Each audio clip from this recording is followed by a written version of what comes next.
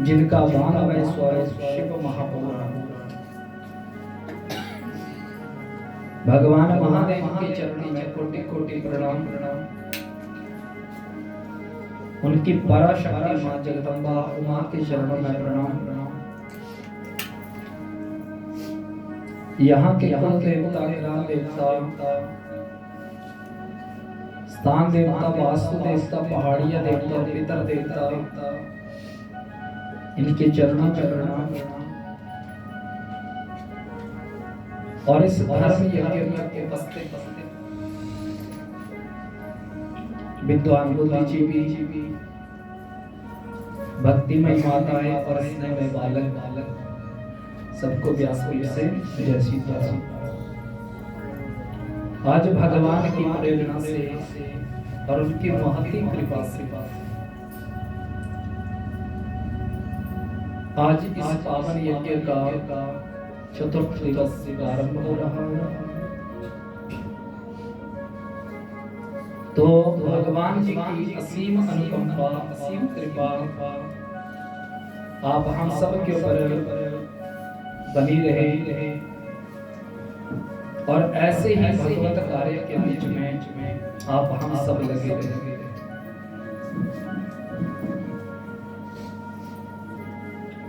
जिन भगवान महादेव की हम कथा सुन रहे हैं, ये बड़े दयालु, बड़े कृपालु देवता है। और आपने महात्म्य की कथाओं में सुना था कि महात्म्य की कथाओं में सुना था कि ये पतित को भी पावन करते हैं। और शिव का अर्थ ही कल्याण है। और जिसके जीवन में शिव नहीं है वो अपने आप को शव तुल्य मानता। शव यानी मुर्दा, जिंदा मुर्दा। क्योंकि शिव का नाम लेने से, शिव का स्मरण करने से पापों का नाश हो जाता है। ऐसा दयालु, ऐसे कृपालु जो एक पानी की गड़बी, जल से, बिलपत्र से, भांग से, धतूरा से, हरी दूर्वा से जो भगवान महादेव की सेवा करता है, भगवान महादेव उसके ऊपर अपनी कृपा कर देते हैं। लेकिन कृपा भी तब होगी जब हम उनकी सेवा अहम से रहित होकर करेंगे। जैसे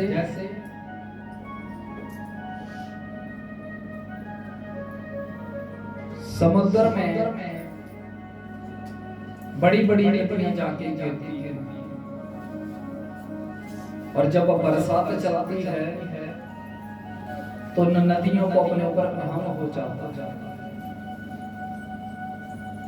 और वो अहम के बीच में जो उनके आगे आएगा उसका नाश कर देती है। लेकिन समुद्र में इतनी समर्था कि इतनी नदियां पड़ने के बाद भी वो बिल्कुल शांत रहते हैं। और जीव को इतना ही दयालु और इतना ही कृपालु होना चाहिए। भगवान की कृपा से जीवन मिला है और भगवान की कृपा से जब जीवन मिला है, बोलिए शंकर भगवान की जय हो। भगवान जी की कृपा से जब जीवन मिला है तो शिव की पूजा से ही जीव का मात्र कल्याण हो जाता है। आप इनके ऊपर ठंडा पानी डालो, गर्म डालो, ये महादेव है, स्वीकार कर रहे। लेकिन अहम से रहित होकर के जीव को जीवन जीना पड़ेगा पहले। और जब जीव अहम से परे जब जीवन गुजारेगा तो क्या होगा, उसके ऊपर भगवान की कृपा रहेगी। एक नदी ने समुद्र से कहा, अभिमान आ गया ना, समुद्र मांगो तुमको क्या चाहिए। अब ये सोचिए कि समुद्र के अंदर तो सब कुछ है, और नदी क्या दे सकती है समुद्र को। लेकिन नदी ने फिर भी अभिमान में बोला, बोलो तुम्हें क्या चाहिए। तो समुद्र ने कहा, अरे नदी तू इतनी समर्थवान हो गई, तू सब कुछ दे सकती है। हाँ हाँ मांगो। बोला तो ऐसा करना कि जो तेरे किनारे दूरबा है ना, दूरबा यानी हरिद्रा, तू मुझे वो लाके दे। बोले ठीक है। नदी उफान में आई और किनारे से दूरबा को उखाड़ने लगी, अभिमान में ना। लेकिन उस पानी के बहाव में दूरबा जो थी वो विनम्र हो जाती, झुक जाती। नदी चलती रही, लेकिन दूरबा को समुद्र में नहीं ले जा पाई। क्यों? क्योंकि जब नहीं ले जा पाई तो समुद्र पूछने लगा, तो किनारे की दूरबा नहीं ला पाई। बोले महाराज, मैं लाने वाली थी, मैंने प्रयास किया, लेकिन वो दूरबा बार बार झुक जाती। लेकिन कथा क्या बोल रही है, दृष्टांत क्या बोल रही है, झुकेगा ना वो ही बड़ा बनेगा। जिसको झुकना समाज में भी आएगा, उसी को जीना आएगा समाज में। लेकिन अहम में जीवन गुजारेंगे ना, तो ये नदियां पेड़ों को भी उठा के ले जाती हैं, लेकिन जो किनारे की दूरबा है उसको नहीं ले जा पाती। क्यों? ये दूरबा झुक जाती, पेड़ झुकते नहीं है। तो देखो नदी पेड़ों को उखाड़ देती है, जीवन भी ऐसा ही है। अगर हम दूरबा की तरह विनम्र रहेंगे ना, तो आपका नहीं होने वाला काम भी होगा। लेकिन अगर अभिमान में रहेंगे तो क्या होगा, उखड़ जाएगा। भगवान की सेवा, भगवान का काम और भगवान का नाम हम क्यों करते हैं? इसलिए कि हमारे अंदर विनम्रता बनी रहे।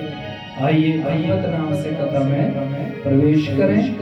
बोलिए शंकर भगवान जय महादेव तुम्हारे जय जय हो महादेव तुम्हारे जय जय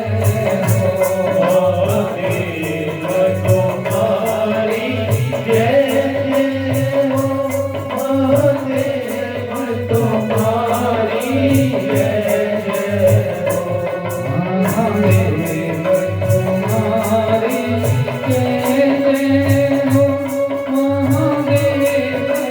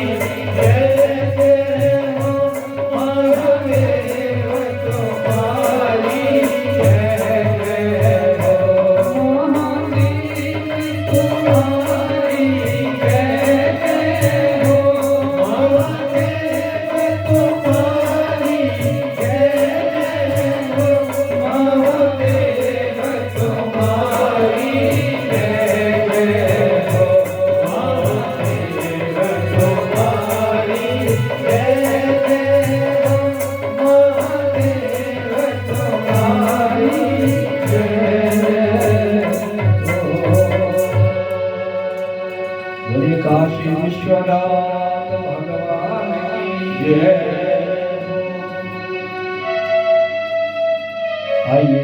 सत्र में प्रवेश करें। श्री सूत जी महाराज प्रयागराज में शौनक आदि ऋषियों को, बड़े बड़े मुनीषियों को शिव भगवान की कथा सुना रहे हैं और कथा सुना रहे हैं। और कथा सुनाते सुनाते श्री सूत जी महाराज कहते हैं कि हे शौनक आदि ऋषियों, इसी ही पावन कथा को ब्रह्मा जी अपने पुत्र देवर्षि नारद को सुना रहे हैं। क्यों? क्योंकि उनको उनसे पाप हुआ था। और श्री शिवाय नमस्तुभ्यं इस महामंत्र का उन्होंने उनको ज्ञान दिया। और जब ज्ञान दिया तो बड़ी एकाग्रता से नारद जी बैठे हुए हैं। शृणु नारदं सुप्रीत्याह चरित्रं शशि मौलिना। वो शंकर भगवान जी के, महादेव के चरित्र को सुन रहे हैं। और सुनते सुनते सुनते ब्रह्मा जी ने जब चरित्र सुनाया तो कहा कि जब मैंने सृष्टि की रचना की, हे पुत्र नारद, तो मेरे ही सृष्टिकरण में भगवान शिव ने हमसे भी एक अवतार लिया। कब? बोला हमारी वृत्तियों के मध्य से एक बालक के रूप में शिव भगवान प्रकट हुए और वो रोए, मुझे नाम दो, मुझे स्थान दो। तो मैंने उनका नाम रखा रुद्र। और फिर वो तप करने के लिए कैलाश के ऊपर चले गए। अच्छा, बोले फिर समय आने पर हमारे ही कुल में मेरा एक पुत्र हुआ जिसका नाम था दक्ष। उसको मैंने तप के लिए प्रेरित किया था और तप के कारण उसके घर में भगवती आई। बोले कैसे आई? बोले जब मैंने सृष्टि की रचना की तो मैंने संकल्प से 10 पुत्र किए, तुम भी उन पुत्रों में सम्मिलित हो। और जब मैंने सम्मिलित कर दिया तो मैंने अपनी शक्ति को पा लिया था। नारायण ने अपनी शक्ति को पा लिया, लेकिन रुद्र जो स्वरूप था भगवान का, महादेव का, उन्होंने अपनी शक्ति को नहीं पाया था। और शिव की शक्ति क्या है? संहार शक्ति। शिव की शक्ति संहार शक्ति है। उस शक्ति ने अभी अवतार नहीं लिया। हम तो सृष्टि बना रहे हैं। नारायण अपनी शक्ति को पाने के बाद इस सृष्टि को पाल रहे थे, लेकिन सृष्टि का संहार नहीं हो रहा था। अब पैदा ही होते जाएंगे, पैदा होते जाए, संसार भरता जाए, बोलो है ना? अब हमारे ही घर है ना, तो हमारी पीढ़ियों में कई लोग आए और कई चले गए। आते ही जाएंगे, जाएगा कोई नहीं तो फिर रखेंगे कहाँ? बोलो है ना बात? फिर रखना भी कहाँ है? तो देखो भगवान का नियम क्या है? आना है और भेजना है। आना है, पालना है और फिर उसको यहाँ से भेज देना है। ऐसे संसार की गति है। 10 आ रहे हैं, 10 जा रहे। तो कहा आ तो रहे हैं, पल भी रहे हैं, लेकिन अभी उनका संहार नहीं हो रहा, मर नहीं रहा था। क्यों? क्योंकि शिव तो आ गए थे, लेकिन शिव की शक्ति संहार शक्ति उसने अवतार नहीं लिया। तो श्री सूत जी महाराज कहते हैं कि हे सौनकादि ऋषियों,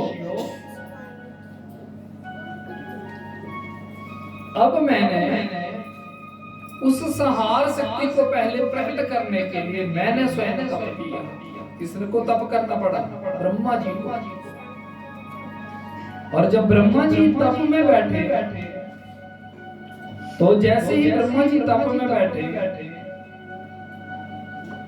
तो मैंने जगदम्बा की आदि शक्ति भगवती की स्तुति गाई।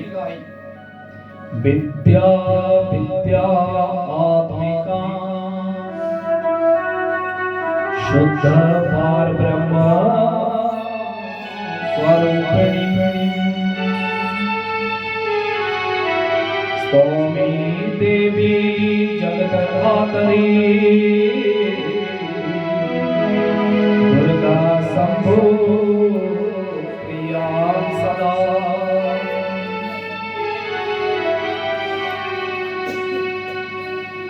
तब मैंने माँ जगदम्बा की स्तुति गाई। तो ब्रह्मा क्या स्तुति गा रहे हैं? हे विद्या अविद्या स्वरूप शुद्ध पार ब्रह्म स्वरूपिणी माँ, जगत को धारण करने वाली, हे शंभु की प्रिया, हे दुर्गा आपकी जय हो, आपकी जय हो। सर्वत्र व्यापनी नित्या निरालंबा निराकुला त्रिदेव जननी वंदे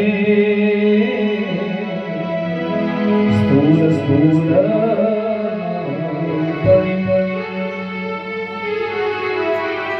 हे सर्वत्र व्यापक रहने वाली, नित्य निराश्रय निराकुल और त्रिदेवों को भी उत्पन्न करने वाली। देखो ब्रह्मा किसकी स्तुति कर रहे हैं? आदि शक्ति की हे तीनों देवताओं की शक्ति, हे तीनों देवताओं की मां, आप निराकार हैं, मैं मां आपके दुर्गा रूप की वंदना करता हूं। हे चित स्वरूपा पार आनंद पार ब्रह्म स्वरूपिणी, हे जगदम्बे प्रसन्ना भव देवी अशी चमत्कार्य कुरुते नमः। आप मेरे ऊपर कृपा करें मां, आप मेरे ऊपर प्रसन्न होइए और मेरे काम को आज आप पूरा करिए। हे मां आपको बारंबार प्रणाम है, आपको बारंबार प्रणाम है। जैसे ही बोला मैंने स्तुति गाई, ब्रह्मा कहते हैं पुत्र नारद, जैसे मैंने स्तुति गाई ना जगदम्बा की, तो क्या हुआ? बोला प्रत्यक्षम देव ऋषे चंडिका मम, बोला वो भगवती चंडिका मेरे सामने प्रत्यक्ष रूप में प्रकट हो गई। बोलिए अम्बे मैया जय। जैसे ही वो भगवती प्रकट हुई, वे भगवती दुर्गा चिकने अंजन के समान, जिनका शरीर की कांति थी, वे सुंदर स्वरूप से संपन्न थी और उनकी दिव्य चार भुजाएं थी, सिंह के ऊपर आरूढ़ थी वो जगदम्बा, और हाथ में वर मुद्रा धारण किए हुए, उनके केशों में मानो मोती तथा हाथ में मणियां जड़ी हुई, लंबे लंबे केश जिनके जमीन के ऊपर जो जमीन को छू रहे थे, और मस्तक के ऊपर उनका चंद्रमा था और तीन नेत्र भगवती के थे, और जिनके चरणों को जो ब्रह्मा कहते, मैंने जब माँ के चरणों को देखा तो उनके चरणों के जो नख थे ना, वो ऐसे चमक रहे थे जैसे मानो सूर्य आकाश में चमकते हैं, ऐसे हजारों कोटि सूर्य मानो उन पैरों में छुपे हुए। ऐसी माँ जगदम्बा की ब्रह्मा ने जैसे ही देखा, भगवती कहने लगी, अरे ब्रह्मा कहिए आप हमारी क्यों स्तुति गा रहे हैं? मैं आपका मनोरथ पूर्ण करने के लिए आपके सन्मुख आ गई। बोलो आप क्या चाहते हैं? तो ब्रह्मा उवाच नमो नमस्ते जगता प्रवृत्ति विप्रनिवृत्ति रूपे सर्गरूपे चराचरण भवती सुशक्ति सनातनी सर्वविभो।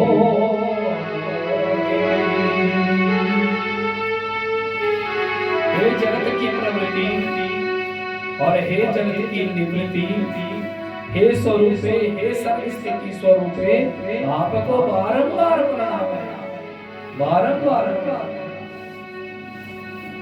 और देवी ने जब स्तुतियां सुनी तो देवी फिर कहने लगी ब्रह्मान किमर्पितं भवता स्तुति अहम आराध्यः। हे ब्रह्मा आप मेरी स्तुति करने में लगे हैं, क्यों? और आप मेरे भक्त हैं, कहिए मैं आपका क्या मनोरथ पूर्ण करूं, मैं आपके ऊपर प्रसन्न हूं।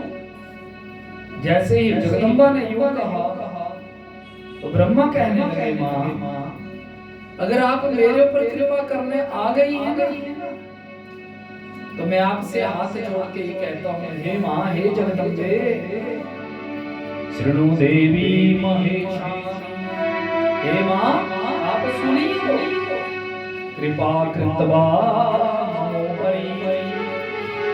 आपने आपके दर्शन हो गए, यही मेरे लिए कृपा है। अब आपसे क्या मांगू? अब आपको देखने के बाद कोई मनोरथ नहीं बचता मां, लेकिन फिर भी अगर आप कृपा करने आ गए हैं मां तो मैं अपने मनोभाव आपको बताता हूं। बोलो ब्रह्मा। बोला सुनो मां, यह पति स्वाहा देव आशीषी कि पूर्व काल में मेरे ललाट से, ललाट प्रदेश से उत्पन्न हुए आपकी शक्ति, आपकी शक्ति कौन? काली स्वरूप। हे मां वो काली का जो स्वरूप है उनके पति मेरे ललाट से प्रकट हुए मैया, और मैंने और नारायण ने तो अपनी अपनी शक्तियों को पा लिया है, लेकिन मैया अभी शिव ने जो रुद्र रूप में प्रकट हुए हैं ना मेरे ललाट से, अभी उन्होंने उस शक्ति को नहीं पाया। बोले तो मैया इस समय शिवो रुद्र आख्या योगी सा भई कैलास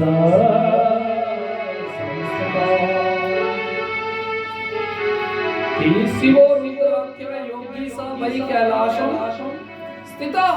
मैया इस समय वही योगी के रूप में, साधु के रूप में कौन बैठे हैं? वही रुद्र रूप में बैठे हैं। और कहाँ है? कैलाश के ऊपर अभी बोला। और मैया वो अकेले हैं और आपके बिना वो संसार की, आपके बिना वो संसार का संहार नहीं कर सकते मां, इसलिए आप कृपा करिए, आप कृपा करिए। जैसे ही सुना तो भगवती कहने लगी ठीक है। सुता भूत्वा च दक्षस्य रुद्रपत्नी शिवे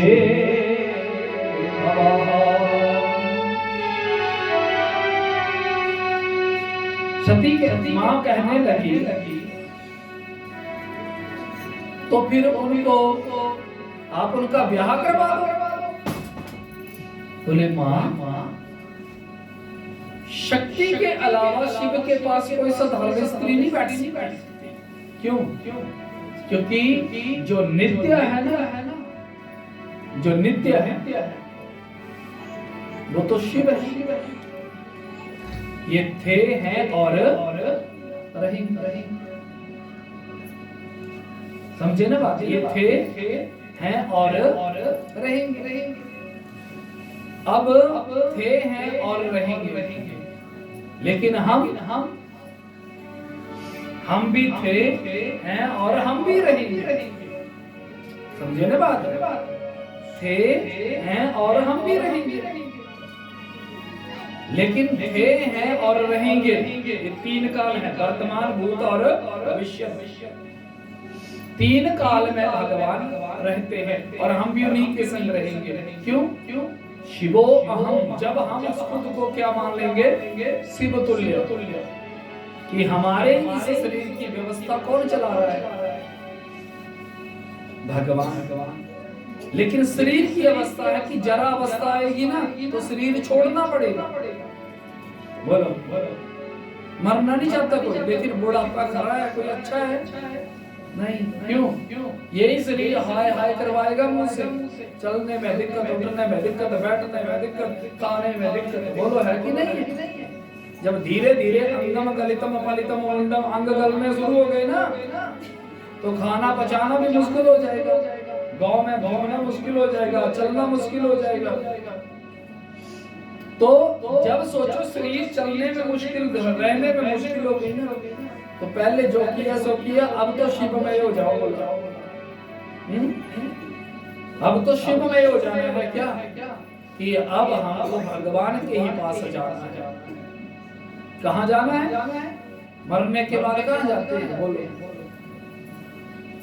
जिंदे तो तू आप जहां मर्जी जाओ ना, लेकिन मरने के बाद लोग बोलेंगे, घर के बोलेंगे चले गए यार। कहाँ? भगवान के घर चले गए। यानी हम थे हैं और चले गए। कहाँ गए? भगवान के पास। तो वर्तमान में भी उन्हीं के साथ रहोगे, जब जाना ही उन्हीं के पास है। समझे ना? 100 काम छोड़ के खाना खाओ, समझे ना बात? लेकिन 100 खाना छोड़ के भगवान के साथ पाओ। खाना भी उन्हीं की कृपा से है, रहना भी उन्हीं की कृपा से, परिवार की कृपा से, संसार भी उनकी कृपा से। इसलिए देखो, ये नहीं है कि कथा की बात है, ये सोचो कि जिस दिन हमने भगवान का नाम नहीं लिया ना, उस दिन हम मुर्दा थे। मैंने क्या बोला? शिव से हमारे जीवन में प्राण है और शिव से हमारा कल्याण है। लेकिन जिस दिन हमने भगवान का नाम नहीं लिया, भगवान का नाम तो नित्य लेना चाहिए। बोलो, वृंदावन गए थे ना, यहाँ से भी गए थे, तो देखा वहां के लोग कैसे हैं? राधे राधे राधे राधे राधे राधे राधे पूरा दिन ये बोलेंगे। बोलते हैं कि नहीं बोलते? है ना? और हम क्या बोलते हैं? हम लोग क्या बोलते हैं? चाहे कुछ भी है, काम वो भी कर रहे हैं, है ना? आप उनको कभी पूछना कैसे हो? बस राधा जी की कृपा है, राधा रानी की कृपा से चले हैं। यानी वो भगवान को श्रेय देते हैं। हम बोले हाँ ठीक है बेटे, पूरे मस्त है कि नहीं? लेकिन मस्त किसकी कृपा से है ना बात? उन्हीं की कृपा से नहीं है। इसलिए जब भी जियो तो उनके नाम से जियो, इन्हीं के नाम से गुजारा है और इन्हीं के नाम से हमारा सब कुछ चलता है।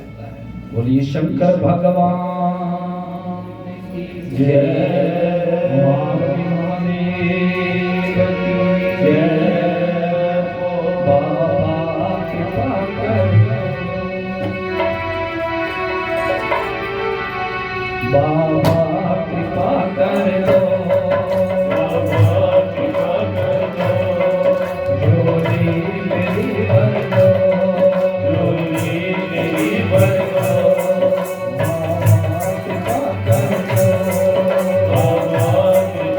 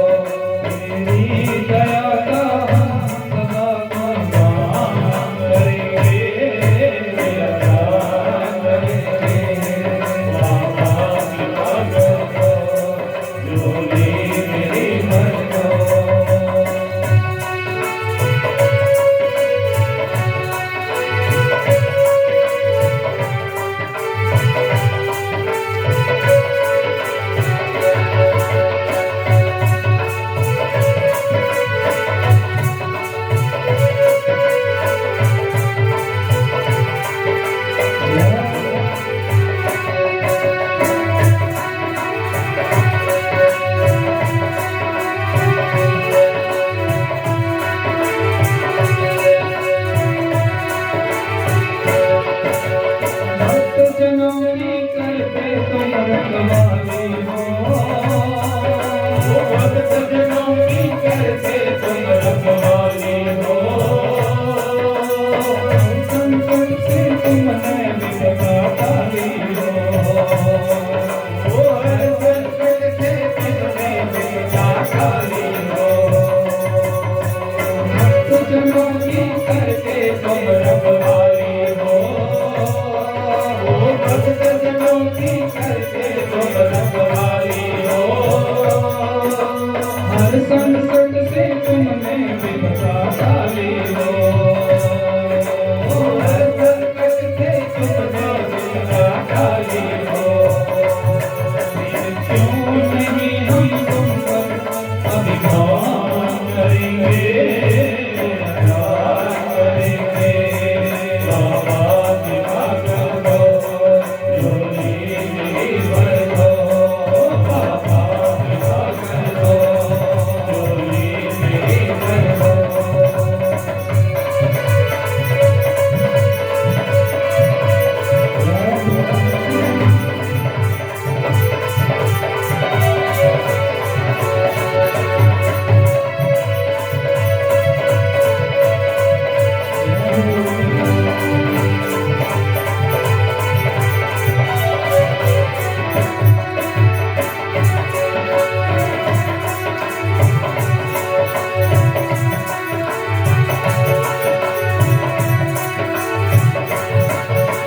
मेरी विनती सुन के मत ठुकरा देना, मेरी विनती सुन के मत ठुकरा देना, अपना सेवक जाना मुझे अपना लेना, अपना सेवक जाना मुझे अपना लेना,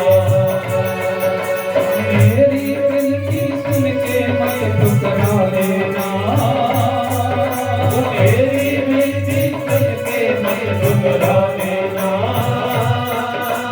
अपना सेवक जान मुझे अपना लेना, अपना सेवक जान मुझे अपना लेना, हरदम तुम्हारी सेवा में रहेंगे, ध्यान करेंगे, बाबा कृपा कर दो, झोली मेरी भर दो, बाबा कृपा कर दो, झोली मेरी भर दो, बाबा कृपा कर दो, झोली मेरी भर दो।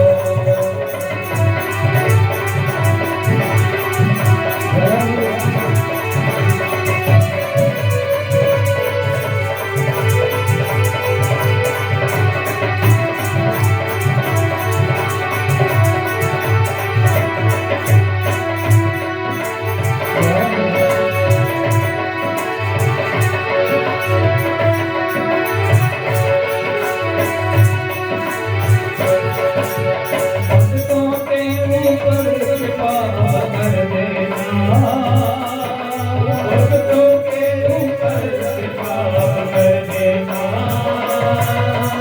अपना नाम जान झोली भर देना,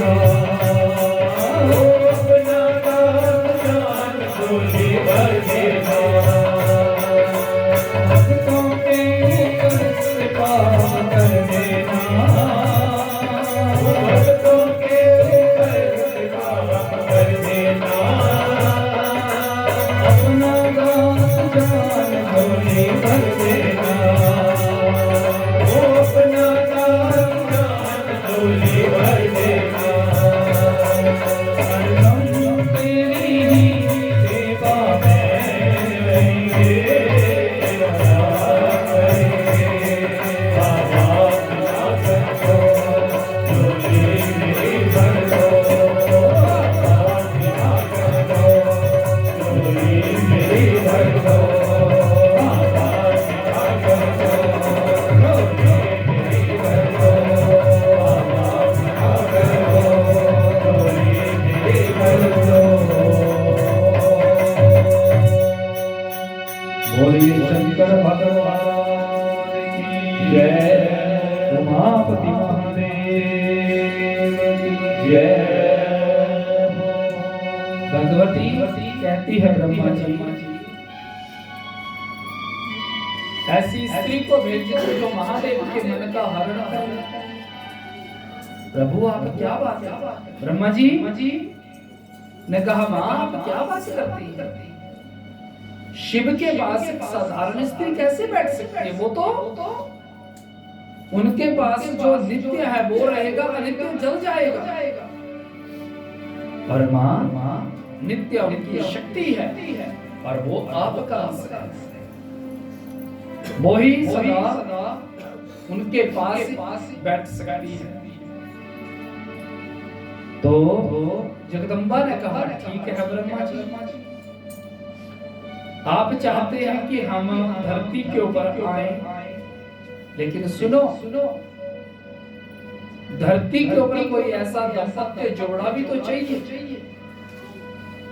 जो हमारे तेज को धारण करे, जिनके घर में हम आए।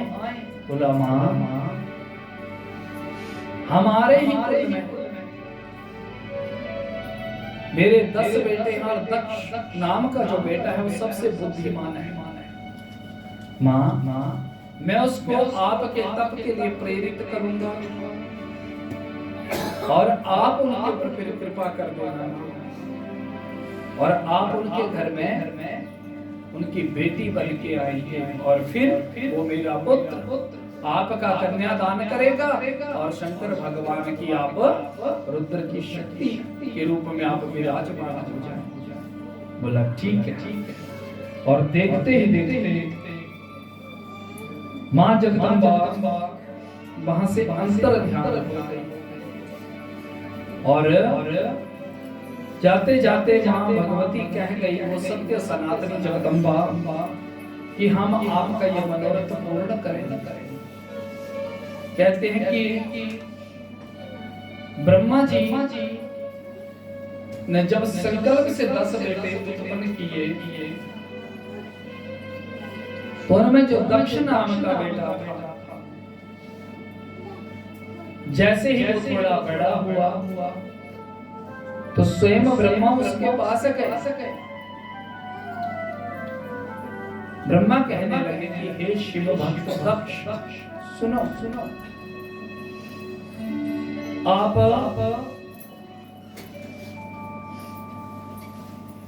मां भगवती का तप करना और मां भगवती का अगर आप तप करेंगे और उस तप के कारण अगर जगदम्बा प्रसन्न हो गई ना तो समय आने पर आप उस कन्या का दान जो है वो शिव को कर देगा।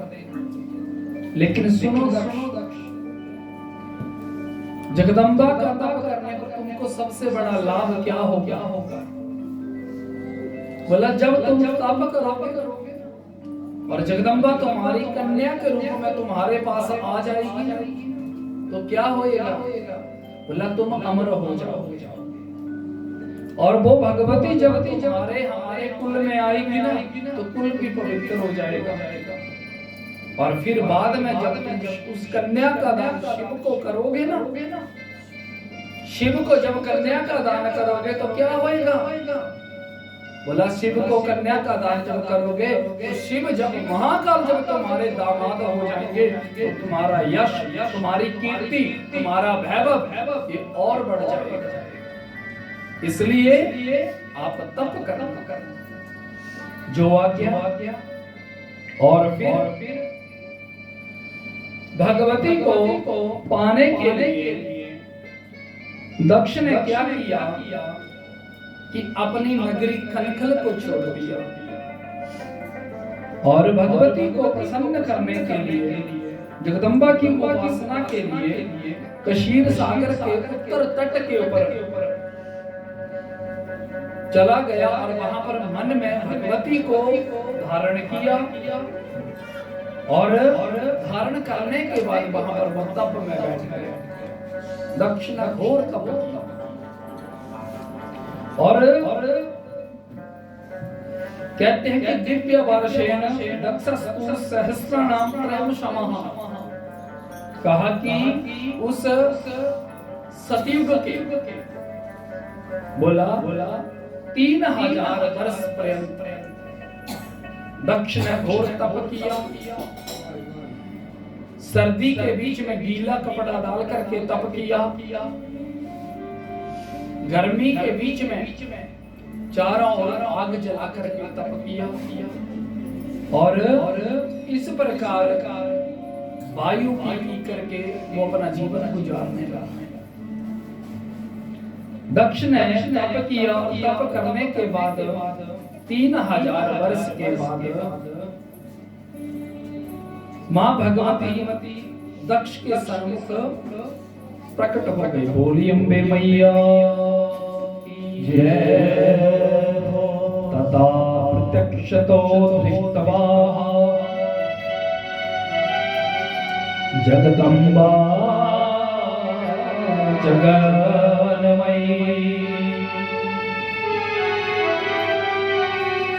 कहते हैं कि वो भगवती दक्ष के सन्मुख जब प्रकट हुई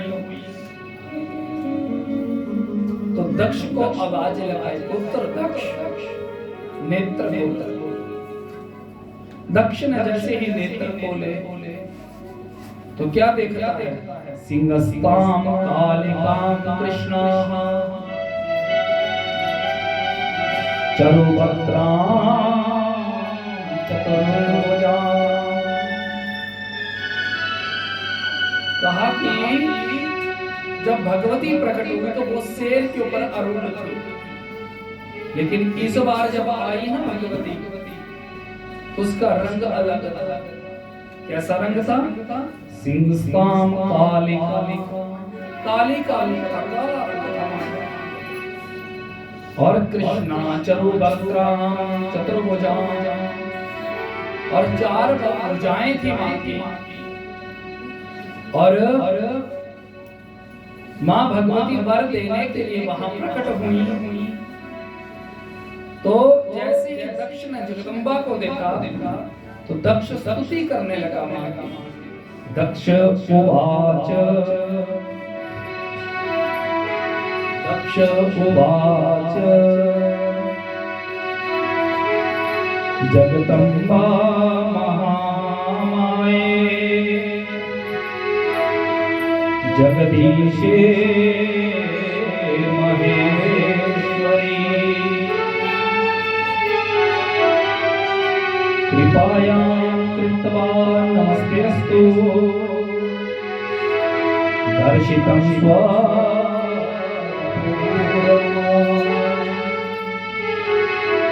हे दक्ष पुत्र, आप हमसे वरदान मांगो, मैं तुम्हारे ऊपर प्रसन्न हूं।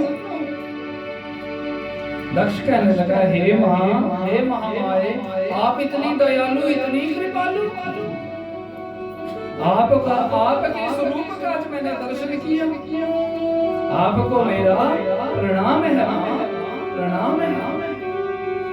देवी कहने लगी, दक्ष मैं तुम्हारे पर प्रसन्न हूं, अहम सत्य वदामि, मैं तुम्हारे साथ सत्य बोल रही हूं, और आज मैं तुम्हारे लिए कुछ भी देने के लिए अधेय हूं। जो मांगोगे सो भी देगा, तो मांगो मेरे से क्या चाहते हो। दक्ष कहने लगा,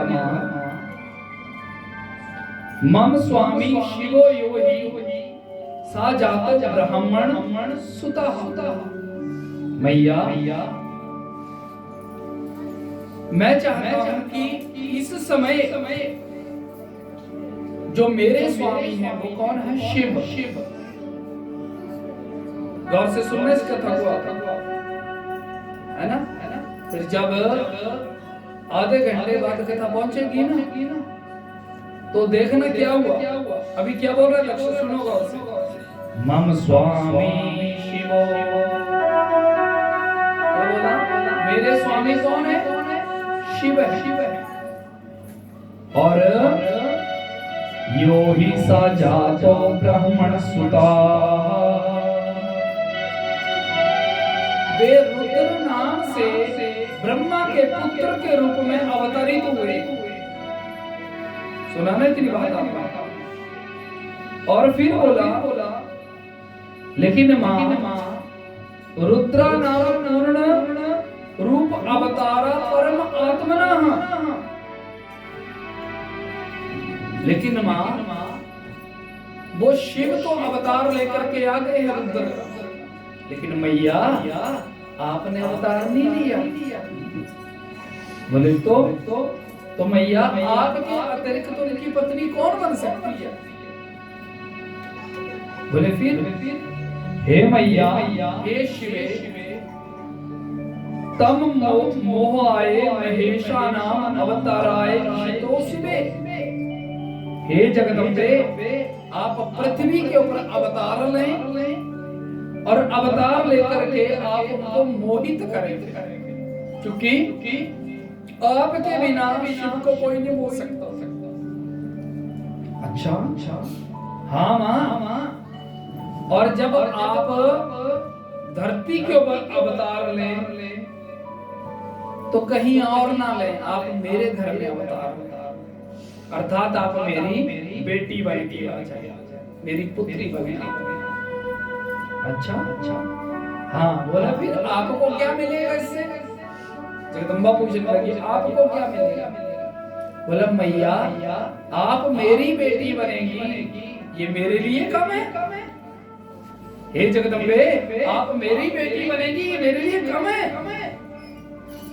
इसलिए माँ जब आप धरती के ऊपर मेरी कन्या बनेगी तो समय आने पर मैं आपका कन्यादान करूंगा, और जो सब दानों से उत्तम माना जाता है, कन्यादान महादान सर्वदानेषु च दुर्लभम।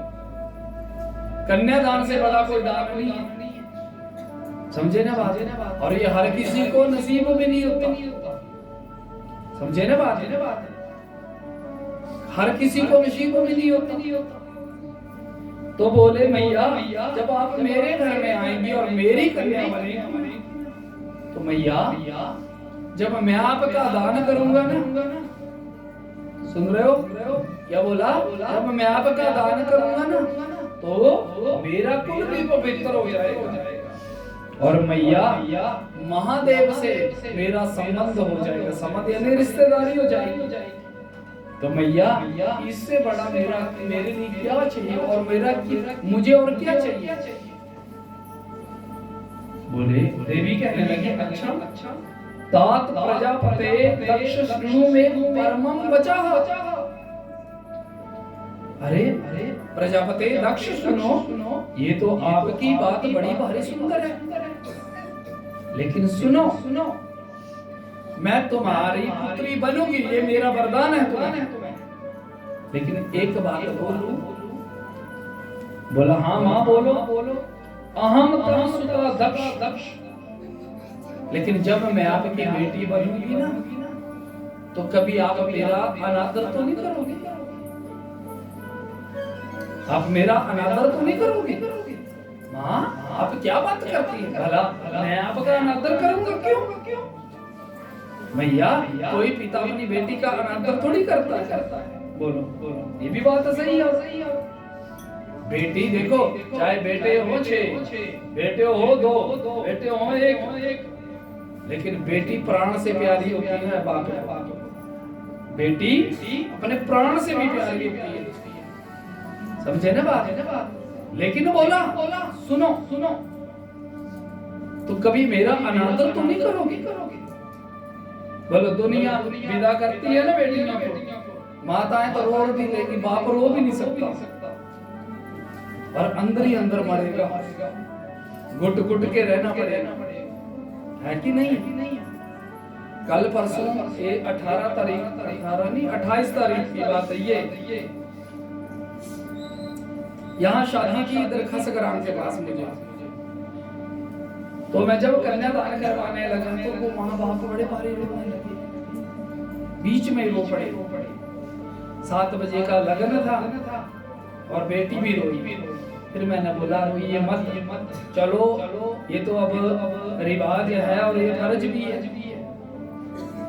लेकिन आप कन्यादान करते यानी दान करते आप रो पड़े ना तो वो दान निष्फल हो जाता है, सिला रखनी पड़ेगी।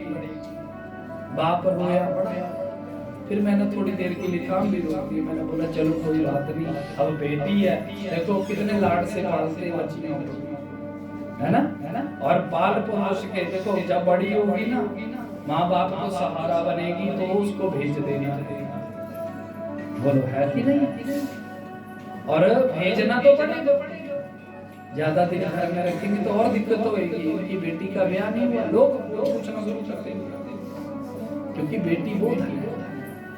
अब चली जाएगी आंगन छोड़ करके, अब सुख मिलेगा दुख मिलेगा ये तो भगवान क्या, बोलो है कि नहीं? लेकिन जीवन के बीच में मैंने क्या बोला, किसी की बेटी लाए हो ना तो उसको इतना सुख देना कि उसको माँ बाप की याद भी नहीं आए। इतना सुख दो कि उसको माँ बाप की भी याद ना आए, ताकि माँ बाप ही बोले हमारे बच्चे बड़े सुख में। चाहिए क्या? खाना तो दो ही, रोटी के चार, लेकिन देखो इतना सुख ना रखो बेटी को। किसी की बच्ची लाए तो उसको इतना रखना, ये नहीं सोचना बहु मैंने अपनी लाड कटाई है, समझे ना बात? बेटी लाए ना, और बेटी ने जब ब्याह दी ना, मान लो ब्याह दिया ना, तो मैं आपको जब बहू ले आए ना घर में, तो किसी को घर में सलाहकार नहीं बनाना, समझे ना? अपनी बहू से सलाह लो, बोलो क्या करें क्या करें, क्यों? ताकि उसको पता लगे मेरा मान है। लेकिन हम अपनी बोलो बहू को पूछेंगे नहीं और अपनी को बुला करके सलाह लेंगे तो कि उसके ऊपर क्या बीतेगी, चाहे है कुछ भी नहीं। तो अपनी को मान करो ना, और अपनी बहू कैसी भी है ना उसकी बुराई मत करो। आज तो जोर है ना, तो उन जगह तो बड़े पारी बैठो हम ही, लेकिन कल्ला बास्ती ना दे बोले है ना बात, आई तो जोर है तो क्या बोल रही तू? कोई बात नहीं, आत्म सही में रखो, बच्चा है वो, कल को समझ जाएगा, सीख जाएगा। बोलो है कि नहीं? लेकिन आज जोर जवानी है ना, ऐश दिखाओगे ना ज्यादा तो तिहा भी बोल तो मर्दी मार करें। बोलो इधर रिकॉर्डिंग चली है, जब सुनते आप कथा अभी सुनी नहीं होगी तो ये सुनना फिर करे आसना चुल्ले वाले भाई क्या गला दे पंडित जी कथा जी। बोले शंकर भगवान जय मैया। कहने लगी सोच लो आज, सोच लो। नहीं मैया मैं आपका भला क्यों अनादर करूं, मैं नहीं करूंगा। परंतु प्रणपते ओम मनसा ते प्रजापते। तो सोच लो, अभी प्रतिज्ञा कर लो, फिर तो मेरा अनादर तो नहीं करोगे। नहीं माँ मैं आपका कभी अनादर नहीं करूंगा, और इस प्रतिज्ञा को मैं अपने मन में धारण करता हूँ। लेकिन सुनो तक एक बात याद रखना, अगर आपने मेरा अनादर किया तो मैं तुम्हारा घर छोड़ के चली जाऊंगी, और चली नहीं जाऊंगी। अगर आपने मेरा अनादर किया तो मैं अपना प्राण भी छोड़ सकती हूँ। नहीं माँ आप ऐसा मत करो, मैं दूसरा शरीर धारण कर लूंगी जगदम्बा में। नहीं मैया आप ऐसा मत बोलिए। ब्रह्मा उवाच। इस प्रकार जब ब्रह्मा जी ने नारद को यह कथा सुनाई तो नारद ने पूछा फिर क्या हुआ? तो बोला फिर जगदम्बा वरदान दे करके वहां से अंतर ध्यान हो गई, चली गई। और जब भगवती चली गई तो नारद उवाच ब्रह्मान् विदे महाप्रज्ञा बदनो बनुता बरा। हे ब्रह्मा, हे विधाता, हे महाप्राज्ञा, हे भक्तों में श्रेष्ठ, फिर क्या हुआ? तो ब्रह्मा जी कहने लगे कि दक्ष का तप पूरा हुआ, और दक्ष ने आकर के हमको बताया कि पिताजी हमारा तप पूरा हो गया। किम करोमि प्रजानाथ, अब मैं क्या करूं? तो ब्रह्मा ने भी कहा कि अब दक्ष आप ऐसा करो कि प्रजानाथ वर्धयु कथम आत्मानाम। दक्ष कहने लगा कि मेरी प्रजा किस प्रकार बढ़ेगी, मुझे कोई उपाय बताओ जिससे मैं प्रजाओं के सृष्टि कर्म का विस्तार करूं, जैसे मेरा कुल का विस्तार हो। मैं क्या करूं? ब्रह्मा कहने लगे तो सुनो नारद दक्ष, शिव भगवान आपका कल्याण करेंगे। बोला पंचजन्य प्रजापति की जो असिकनी नाम की सुंदर पुत्री है, आप उसको पहले पत्नी रूप में धारण करें। प्रजापति पंचजन्य की बेटी थी जिसका नाम था असिकनी। पहले आप उसके साथ विवाह करें, उसको अपनी पत्नी बनाएं, क्योंकि अभी तक आप भी पत्नी रहते हैं और धर्म आचरण का पालन आपने किया, लेकिन अब मैथुनी सृष्टि की प्रवृत्ति होने जा रही है, इसलिए आप सृष्टि करेंगे तब आपकी प्रजा बढ़ेगी। बोले ठीक है। तो अशिकनी के साथ ब्याह हुआ और फिर हमारी आज्ञा से ही दक्ष प्रजापति ने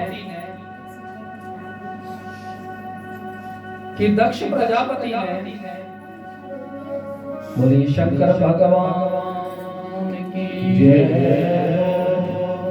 हरे आशम नाम के 10,000 पुत्र उत्पन्न किए और 10,000 पुत्रों को उत्पन्न किया। तो दक्ष सदा वेद मार्ग का अनुसरण करने वाला अपने पुत्रों से कहता है कि बच्चों, जैसे हमने आपको उत्पन्न किया ना, आप भी पहले तप करना, और जब आपका तप पूरा हो जाएगा तो तप के प्रभाव से फिर आप भी सृष्टि का संवर्धन करना, सृष्टि को बढ़ाना। और वो चले गए वहां से, पिता की आज्ञा से तपस्या करने के लिए गए पश्चिम दिशा की ओर। और जब चले गए तत्र नारायण सर तीर्थम परमम पावन। बोले कहां गए? जहां सिंधु नदी जो है वो समुद्र में लीन होती है, जहां उनका संगम होता है, और उस तीर्थ का नाम है नारायण सर। नारायण सर तीर्थ के ऊपर ये सारे चले गए तप करने के लिए। जैसे ही गए तो इनको मार्ग में कौन मिल गए? देवर्षि नारद। जैसे ही नारद मिले तो नारद ने इनसे पूछा, अरे बच्चों, आप किसके पुत्र? तो उन्होंने बोला, दक्ष प्रजापति के संतान है। अच्छा, आप पर्यटन की दृष्टि से घूम रहे हो? आप घूमने के लिए निकले हो? बोले नहीं। बोले तो बोले हम अपने पिता की आज्ञा से तप में आए हैं, हम सृष्टि का विस्तार करेंगे। अच्छा, सृष्टि का विस्तार करना? बोले हाँ जी। जब यूं कहा हम सृष्टि का विस्तार करने के लिए आए हैं, जब यूं कहा कि हम सृष्टि का विस्तार करने के लिए जा रहे हैं, इसके लिए हम तप करेंगे। बोले बच्चों, एक बात बोलो,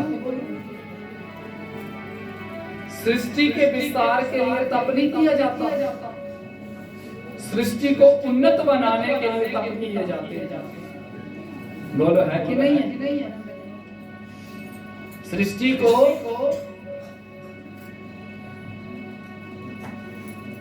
विस्तार के लिए, सृष्टि के लिए कुछ करने के लिए।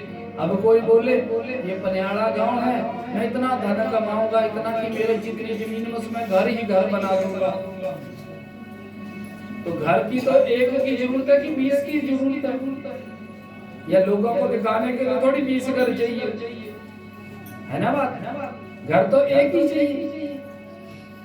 लेकिन हाँ, हम इतना धन कमाएंगे कि अगर समर्था हुई ना तो कोई सराम बना देंगे, बोलो, कोई प्याऊ लगा देंगे, या कोई पीपल का प्याला बना देंगे। ये तो हुई समर्था है। लेकिन हम बोले कि हम पूरी जमीन के ऊपर अपने पे घरों घर बना देंगे, तो वो क्या फायदा, उसका क्या फायदा है। लेकिन अगर कोई प्याऊ लगाया होगा ना, कोई ट्याला बनाया होगा ना, बोलो, या कोई कहीं रहने के लिए कोई रेन सेंटर बनाया होगा, तब तो वो बात है, वो तो धर्म के लिए, वो तो सृष्टि के लिए, समाज के लिए। लेकिन दिखावे के लिए तुम तप करोगे। अरे बच्चों, सृष्टि को बढ़ाने के लिए नहीं तप किए जाते। सृष्टि में कुछ ऐसा करना कि सृष्टि जब तक रहे वो आपको याद रखे। ये मंदिर बना है ना, ये ऊपर बना है ना, ये हाँ जी मैंने बोलते सुननी तो नहीं होगी ठंडी में। ये मंदिर बना है ना, ये आपने बनाया, आपके बुजुर्गों ने बनाया ना, और ये कब तक रहेगा, जब तक सृष्टि रहेगी। बोलो रहेगा ना। तो हमारा क्या धर्म है कि इसको जितना अच्छा बनाते जाओ उतना अच्छा बनता जाएगा। ये धर्म है ना हमारा, कि सहजे से आने वाले पत्थर से भी करो लिया। बोलो है ना बात। बुजुर्गों ने जो उस आज तो पैसे की कमी नहीं है, हाँ दिया पंचायती तो अपने सबसे डेवलप है। तो वहीं देखो ना, सोचते प्रभाववासी हो जाती है। और संपन्न लोग हैं, सबसे पढ़े लिखे लोग हैं यहाँ, सबसे ज्यादा अधिकारी यहाँ है, धनवान यहाँ है।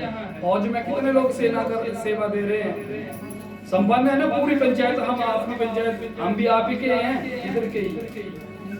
बोलो है ना बात। और सबसे संपन्न है 5 वार्डों में, ये वार्ड सबसे संपन्न लोग हैं, है कि नहीं। और अच्छी बात है, ऐसा ही होना चाहिए। गांव संपन्न ही अच्छे लगते हैं, समझे ना बात।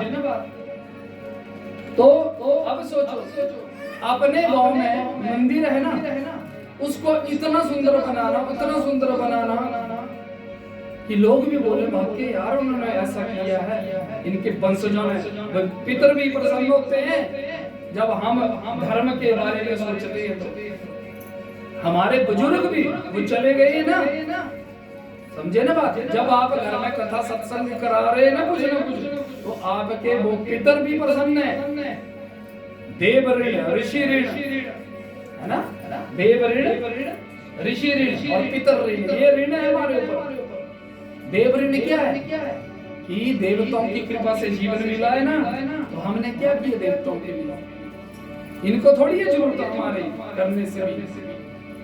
लेकिन जब आप धर्म यज्ञ में बैठे हो ना, देव यज्ञ में, तो देवता भी प्रसन्न है आपके ऊपर। ऋषि ऋण क्या है, रांगड़ा जाती है ना यहाँ, क्या गोत्र है आपका, भारद्वाज। बोलो भारद्वाज का रहते थे, बोलो भारद्वाज मुनि बसई पड़ेगा जहाँ शिव पुराण हो रही है, वहां था उनका घर, जिनसे राम ने रास्ता पूछा था। प्रभु हे भारद्वाज मुनि, आप बताइए मुझे हमें का किस रास्ते से जाऊं। सोचो, और ये वो भारद्वाज है। सोचो आप, मैंने बोला ना आप संपन्न है, मैंने बोला ना जब राम जी गए थे ना भारद्वाज की कुटिया पे, तो राम जी को क्या दिया, कंदमूल जो घर में वहां जंगल में था, फल इत्यादि वो दिए खाने। फिर राम जी पूछने लगे, प्रभु भारद्वाज मुनि जी ये बताओ हम कहाँ जाएं? ब्रह्मांड का मालिक पूछता है हम कहाँ जाएं? किससे? आपके बुजुर्ग से। हम कहाँ जाएं? बोले प्रभु आप हो कहाँ नहीं, आप ये बताओ। अत्र तत्र सर्वत्र आप ही तो हैं हर जगह। बोले हाँ ये तो है। तो प्रभु आपके लिए कोई भी दिशा मुश्किल नहीं, सुलभ है, आप कहीं भी चले जाओ।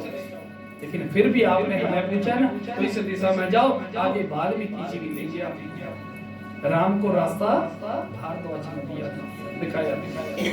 और जब भरत चित्रकूट में मिलने गए ना, बोलो, तो पूरी अयोध्या संग थी, अयोध्या के लोग थे, भरत थे, शत्रुघ्न थे। जब रात पड़ी ना वहां उनको, तो देखो आपके बुजुर्ग ने पता क्या किया, पुलोमा, उर्वशी, ये स्वर्ग की अप्सराओं को नीचे बुलाया, और दुनिया भर के जितने भी व्यंजन है ना खाने पीने के, जो राजा लोग खाते थे, उन व्यंजनों को वहां प्रकट किया। ये किसकी बात हो रही है? भारद्वाज जी की। तो कहा कि वो सारे के सारे क्या करने लगे? वहां व्यंजन खाने लगे सारे अयोध्या के लोग, और स्वर्ग की अप्सराएं वहां नाच करने लगी। तो किसी ने पूछा भारद्वाज मुनि जी, एक बात पूछो। बोला ये मतभेद क्यों किया आपने?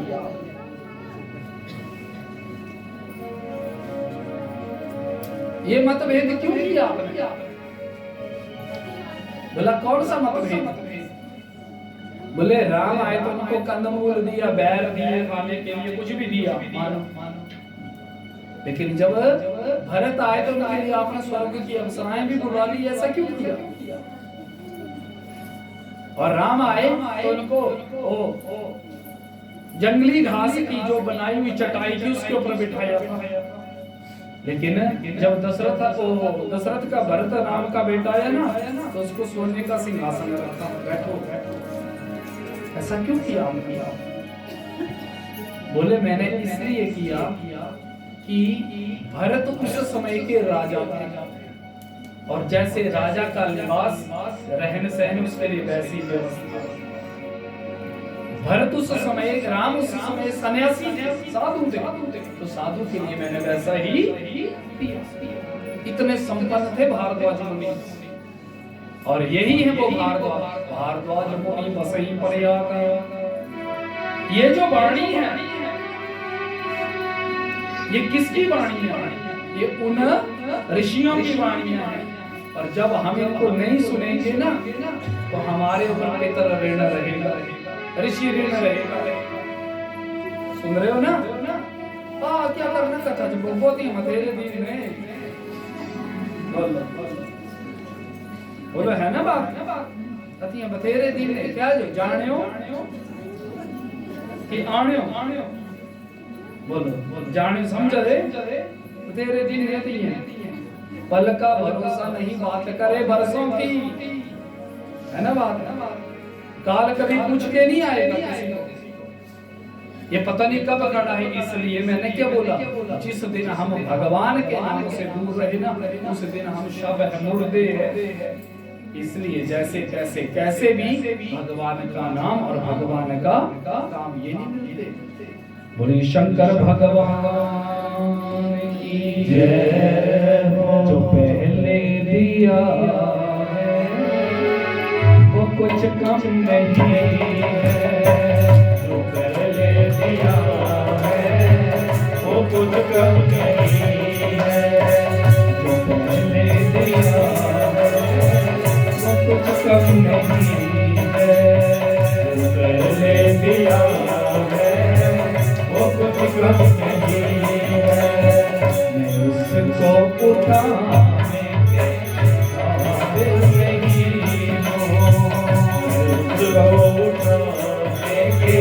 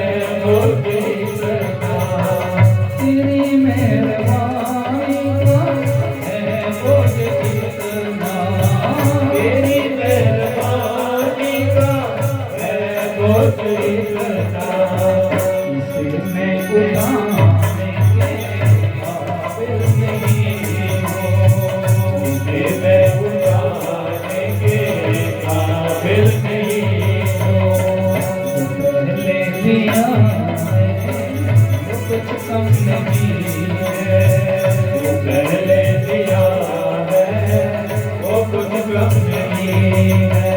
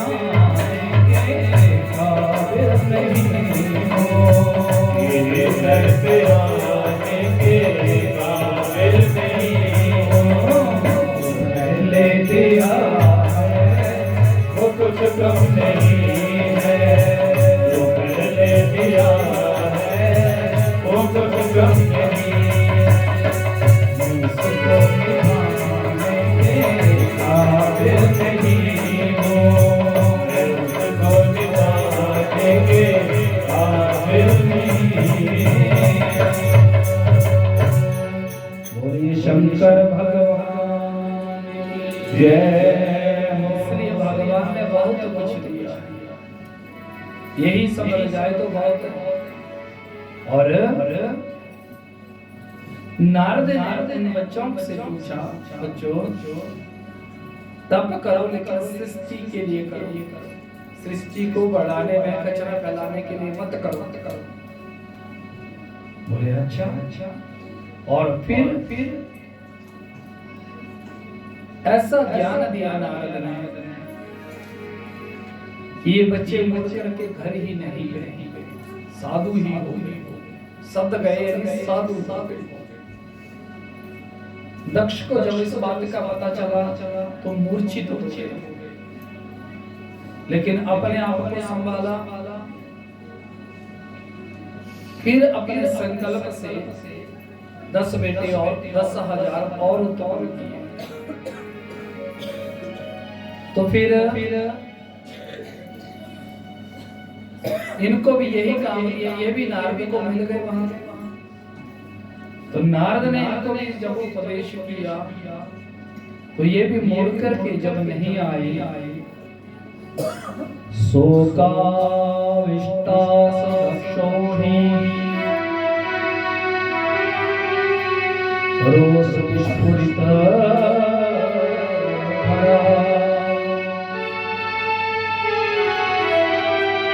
दक्ष को अब क्रोध आ गया। क्यों से? अधम ने मेरे बच्चों को ऐसा कर दिया। किम कृतम ते अधम श्रेष्ठा साधुनां साधुलिंगिता भिक्षुमार्गो अभर्तानां मयि दर्शितो साधुकारिणां। कि उस अधम श्रेष्ठ नारद ने जो स्वयं भी साधु का रूप धारण करके घूमता है और मेरे बच्चों को भी साधु बना दिया,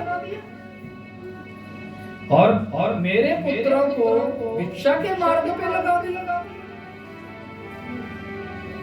अगर ये रहेगा तो मेरे बच्चों को यह ऐसे ही साधु बनाता रहेगा, तो पहले नारद का ही इलाज करना जरूरी है।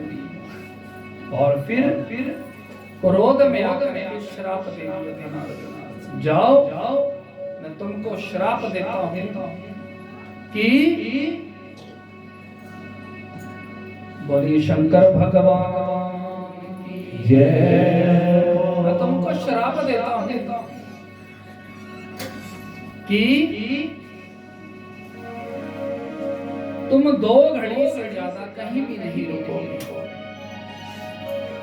और लोक भ्रमण करते हुए रहोगे, तुम्हारा पैर कहीं भी स्थिर नहीं होएगा। ये मेरा श्राप है। श्राप दिया और नारद भी परेशान हो गए, वो क्या करूं? तो ब्रह्मा ने ही कहा, अरे दक्ष, ये क्या कर दिया तुमने? ये क्या कर दिया कि नारद को श्राप दे दिया? बोले उन्होंने क्या किया? मेरे 20,000 बच्चों को साधु बना दिया, जिनको मैंने कहा कि तुम सृष्टि का संवर्धन करो। बोले दक्ष का अर्थ तो होता है बुद्धिमान, लेकिन तुम्हारी मति तो मूढ़ है, मूर्खा जैसी है। तुमने उन बच्चों को बिना देखे उन बच्चों को इस काम में लगा दिया जो इस काम को कर ही नहीं सकते। तुम जानते हो वो बच्चे कौन थे? बोले कौन? वो किन्नर जाति के। किन्नर जाति के बच्चों को तुमने ये कहा सृष्टि बढ़ाओ, तो वो कैसे सृष्टि बढ़ाते? बताओ। मैं इतनी सृष्टि चल रही है, खेद तो हुआ, दुख हुआ कि हमसे गलती हो गई, लेकिन अब पछताए हो तो क्या? चिड़िया चुग गई खेत। बोलो अब क्या पछता? जब वाणी निकल गई मुंह से, गलत तो हो गया, लेकिन अब ये संकल्प कर लिया, ठीक है अब हम बेटे भी उत्पन्न नहीं करेंगे, ये प्रायश्चित करता हूं मैं। तो अब मैं कन्या उत्पन्न करूंगा। और फिर समय आने पर दक्ष का दूसरा ब्याह भी हुआ। किसके संग? बोला मनु और शत्रुपा की 3 कन्याएं हुई थी, अकुति, देव, आहुति और प्रसूति। उसमें जो प्रसूति नाम की कन्या थी वो दक्ष को ब्याही गई। और फिर कन्या का संकल्प जब किया तो कहा कि 60 कन्याएं उन्होंने उत्पन्न की, लेकिन 60 कन्याएं 59 कन्याएं उत्पन्न हो गई। समय आने पर इनके ब्याह भी हुए। 10 कन्याएं ददौ 10 सुता दक्ष। कहा कि दक्ष ने अपनी 10 कन्याएं जो थी वो धर्म को ब्याही। धर्म की पत्नी का नाम क्या है? सबसे बड़ी पत्नी का नाम है श्रद्धा। धर्म की पत्नी का नाम क्या है? श्रद्धा। फिर बाद में समय आने पर उनके एक बेटा हुआ, उसका नाम था शुभ। धर्म के बेटे का नाम क्या? धर्म जब श्रद्धा से करोगे ना तो शुभ नाम का पुत्र ही उत्पन्न होता है, तब फल अच्छे आते हैं। जब धर्म हम अच्छा करेंगे ना, मन से करेंगे ना, तो अपने आप ही फल अच्छा आएगा। ऐसे ही 13 कन्याएं कश्यप मुने हैं। 13 कन्याओं का ब्याह हुआ कश्यप जी के संग, और 27 कन्याओं का ब्याह चंद्रमा के संग। 2 कन्याएं अंगिरा और अश्व को ब्याही गई। अन्य कन्याएं तक्षार्य को ब्याही गई। और फिर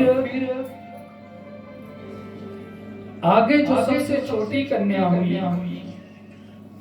ये कल्प भेद में आई।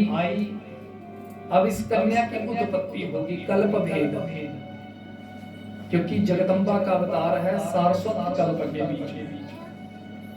सारस्वत कल्प के बीच में जब कन्या आई तो कैसे आई? भगवती को भी विचार है कि दक्ष ने एक कल्प में हमारा तप किया था, कल्प बदल गया। और दूसरा कल्प जब चला तो दक्ष के यहाँ भगवती के अवतार का समय आया, और स्वप्न में ही भगवती ने अपना स्वरूप दिखाया था। दक्ष, हम आपके घर में आपकी पुत्री बन के आ रही है। बोला माता गर्भवती थी तो तो दक्ष ने मां जगदम्बा की स्तुति गाई, देवताओं ने स्तुति गाई। महेशानी नमस्तुभ्यं जगदम्बे सनातनी, कृपा को महादेवी, सत्य सत्य स्वरूपिणी। कहा कि हे महेशानी, हे सनातनी, हे जगदम्बे, आपको नमस्कार है। आप हमारे ऊपर दया करिए, आप हमारे ऊपर दया करिए महाराज जी। हाँ, तो वो कहने लगे, हे माँ, आज आपने हमारे ऊपर दया कर दी और मैं आपको नमस्कार करता हूँ, मैं आपको नमस्कार करता हूँ। मैया तो कहा कि हे सत्य स्वरूपिणी, हे महादेवी, आपने मेरे ऊपर दया कर दी माँ। आप इतनी दयालु, इतनी कृपालु माँ, मैं तो भूल भी गया था, क्योंकि मैंने बोला ना कल्प भेद हुआ, और जैसे ही कल्प भेद हुआ उस कल्प भेद के कारण जगदम्बा प्रकट हुई। बोलिए शंकर भगवान। और 10वां मास जब प्रसूति मां को प्रारंभ हुआ तो मां ने मानो उस गर्भ का ही आश्रय लिया और सारे देवता पुकार करने लगे, मेरी सुनिए करुण पुकार, ओ मेरी सुनिए करुण पुकार, जगदम्बा लो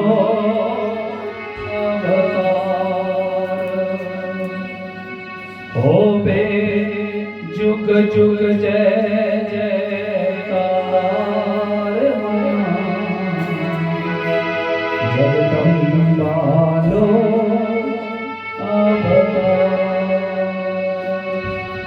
और रात के ठीक 12 बजे भगवती ने वहां अपना स्वरूप प्रकट कर दिया। बोलिए मैया